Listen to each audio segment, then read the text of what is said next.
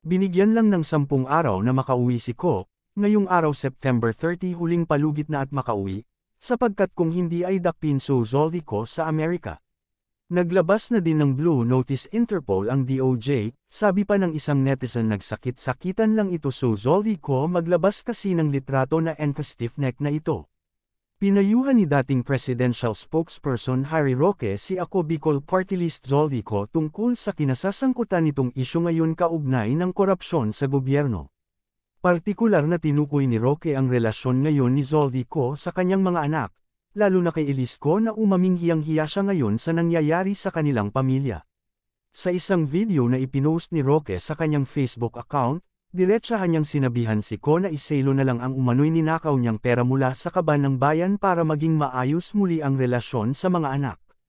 Kapag ibinalik mo yung mga perang ninakaw mo, baka maayos mo pa yung relasyon mo sa iyong mga anak na kinasusuklaman ka na dahil nga sa pagdududa na ikaw ay naging korap, pahayag ni Roque.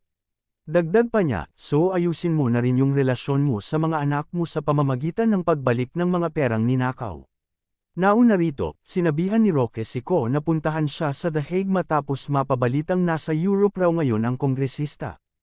Inaanyayahan kita Zoldy, alam ko nandito ka sa Europa, ako'y nasa Hague. Napakadali kong hanapin sa Hague. Puntahan mo ko dito kung ika'y willing na kumanta na. At what I can assure you, is kung nasaan man ang iyong ama, he will be proud of you.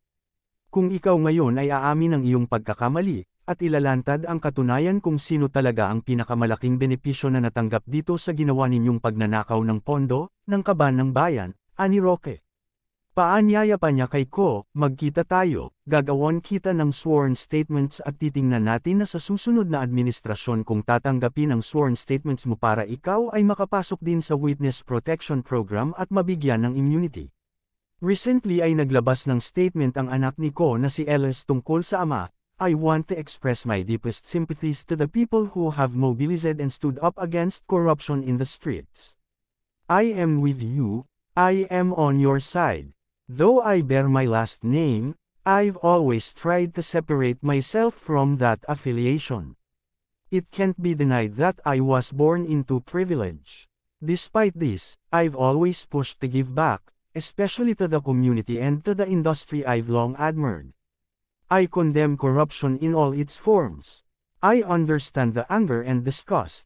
The hate is more than valid. To my father, come home and answer to the people. Have your time in court. People need answers, pahayag ni Ellis.